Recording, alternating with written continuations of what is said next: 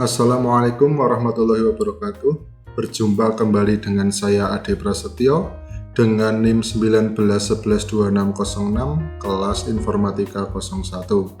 Tak lupa saya ucapkan terima kasih kepada Ibu Sumarni Adi Eskom MCS selaku dosen struktur data yang telah membimbing hingga final project ini selesai. Di sini saya akan membahas tentang program aplikasi sistem antrian pasien dokter gigi atau bisa disingkat ASIAP dokter gigi yang menggunakan bahasa pemrograman C++. Sebelum masuk materi, fokus saya yaitu pada menu panggil antrean. Saya akan menjelaskan secara singkat apa itu ASIAP dokter gigi. Jadi, ASIAP dokter gigi merupakan program yang dibuat untuk proses antrean pasien, mulai dari pendaftaran pasien, pemanggilan pasien, pemeriksaan, sampai ke pembayaran yang juga dibuat laporannya. Oke, langsung saja kita menuju ke run programnya. Pada menu tampilan utama ini langsung bisa diakses oleh pasien yang berisikan pendaftaran yang nantinya mengisi data dari pasien berupa NIK, nama, jenis kelamin, dan umur. Kemudian menu kedua adalah tampilkan antrean.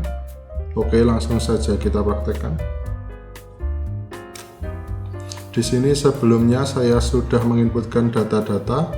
Mengapa yang ditimbulkan hanya nama dan nomor? Karena menyangkut privasi, karena pada halaman utama ini bisa diakses oleh siapa saja. Kemudian menu yang ketiga yaitu urutkan antrean berdasarkan nama, baik secara ascending maupun secara descending. Kemudian menu yang keempat yaitu cari antrean berdasarkan NIK, karena NIK sebagai primary key atau unique karena tidak ada NIK yang sama. Langsung saja kita praktekkan.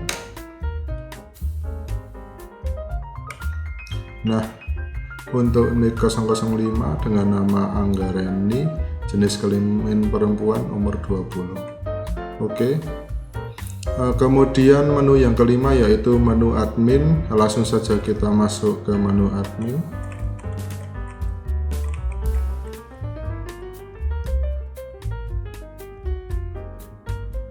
Nah, di dalam menu admin ini juga terdapat menu tampilkan antrean. Namun di sini untuk tampilkan antrean datanya lebih lengkap dari nomor, NIK, nama, jenis kelamin, serta umur.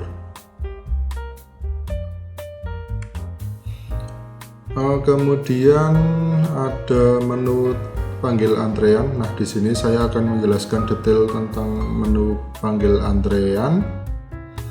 Di menu panggil antrean menggunakan fungsi queue, yaitu fungsi the queue yang berguna untuk mengambil elemen dari queue dengan cara memindahkan semua elemen satu langkah ke posisi depannya sehingga elemen yang paling depan akan tertimpa. Karena queue ini menggunakan prinsip FIFO atau first in first out, jadi data yang pertama kali didaftarkan akan pertama kali dipanggil.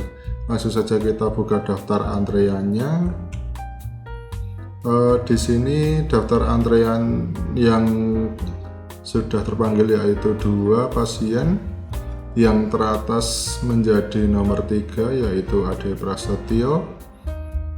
Mungkin langsung saja kita panggil. Nah, di sini data yang dipanggil adalah data yang pertama kali didaftarkan, yaitu Ade Prasetyo. Kemudian di sini akan ada pilihan apakah pasien yang mengantri masih ada dalam antrian atau tidak. Apabila tidak, maka klik End. Maka otomatis proses akan selesai dan menuju ke panggilan berikutnya. Oke, langsung saja kita ulang. Kita isikan yes untuk menuju ke proses berikutnya. Nah, di sini terdapat menu pilihan pelayanan dokter gigi. Jadi pasien bisa memilih lebih dari satu layanan. Pilihan layanan ini akan menentukan biaya yang harus dibayarkan oleh pasien.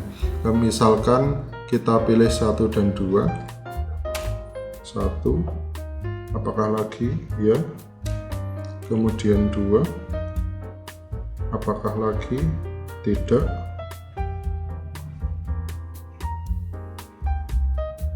Nah, maka secara otomatis akan menyimpan data menggunakan linked list. Apa itu linked list? Jadi, linked list adalah sekumpulan data komponen yang saling berhubungan dengan bantuan pointer sebagai penghubung.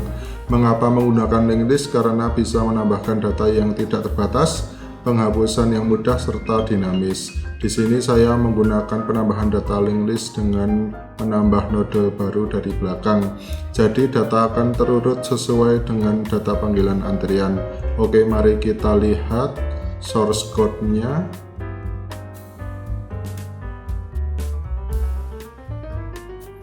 Nah, di sini saya langsung menuju ke fungsi the queue atau pengambilan elemen antriannya. Kemudian kode ini menunjukkan data pasien yang dipanggil. Kemudian di sini kita mengambil data nick dan nama dari pasien untuk disimpan di linked list. Kemudian apabila pasien masih ada, maka akan ditampilkan menu layanan yang ada di dokter gigi. Apabila sudah memilih, maka jumlah biaya akan langsung otomatis dihitung kemudian disimpan ke dalam linked list. Kemudian jika pasien telah pergi, maka biaya auto 0. Kemudian di sini adalah proses untuk menambah node baru linked list dari belakang. Kemudian di sini adalah proses pengambilan elemen antreannya atau the queue. Kemudian apabila antrian masih kosong, maka akan ditampilkan antrian kosong. Source code ini menunjukkan bahwa menggunakan fungsi struct atau sekumpulan elemen data yang digabungkan menjadi satu kesatuan data.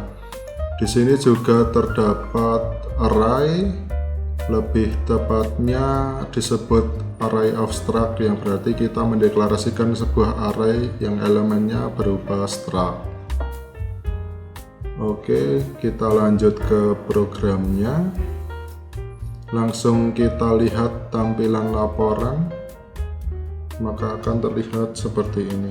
Kita masukkan 3. Di sini kita menghasilkan nomor, nick, nama, kemudian ada biaya jasa, kemudian biaya layanan, dan jumlah yang harus dibayarkan pasien.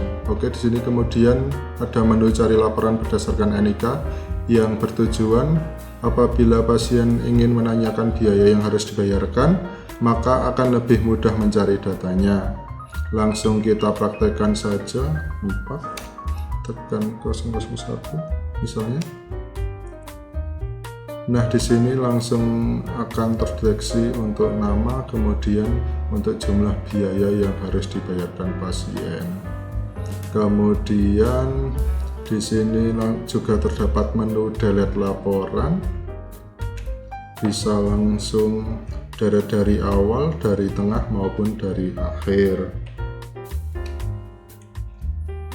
Kemudian di sini juga terdapat menu logout untuk keluar dari halaman admin. Kemudian di sini ada menu keluar untuk keluar dari program.